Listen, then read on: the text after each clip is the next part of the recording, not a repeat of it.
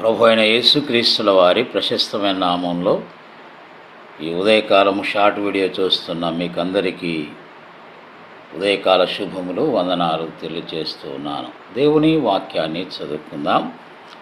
పరిశుద్ధ గ్రంథములో నుండి అపోస్తలుల కార్యములు 17వ అధ్యాయము 11వ వచనాన్ని మనం చదువుకుందాం.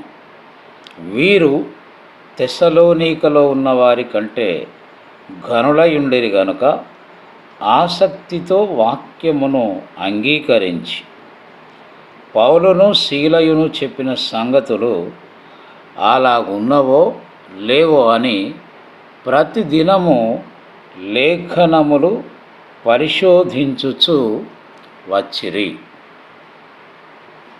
ఎంత అద్భుతమైనటువంటి ఒక అనుభవము ఇక్కడ మనం చూస్తున్నాం.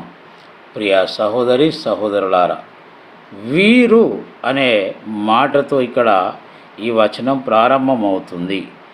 వీరు అనగా బెరయలో ఉన్నటువంటి క్రైస్తవులు అని ఇక్కడ మనం అర్థం చేసుకోవాలి. ఈ బెరయ సంఘంలో ఉన్నటువంటి క్రైస్తవులు తెస్సలోనికలో ఉన్న సంఘములో ఉన్న వారి కంటే ఘనులై ఉన్నారట.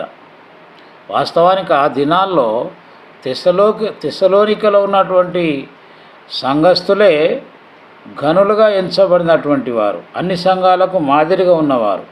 కానీ వాళ్ళను దాటి వెళ్ళినారు ఈ బెరయ సంఘస్థులు. చూడండి, వీరు ఆసక్తితో వాక్యమును అంగీకరించారు. నిజమే, చాలాసార్లు మనం దేవుని వాక్యాన్ని వింటూ ఉంటాం, కానీ ఇలా విని అలా వదిలేస్తూ ఉంటాం. అట్లా కాకుండా ఆసక్తితోటి అంగీకరించే మనస్సు మనందరికీ ఉండాలని ఈ వాక్యం మనకు బోధిస్తూ ఉంది. ఆసక్తితో అంగీకరించి రెండవ పని ఏం చేస్తున్నారు? పౌలు సీలయు చెప్పిన సంగతులు అలాగున్నవో లేవో అని ప్రతి దినమును లేఖనములు పరిశోధించుచూ వచ్చారట. ఎంత అద్భుతమైనటువంటి ఒక లక్షణం వీరిలో మనం చూస్తున్నాం. ప్రతిరోజు దేవుని లేఖనములను పరిశోధన చేస్తున్నారట.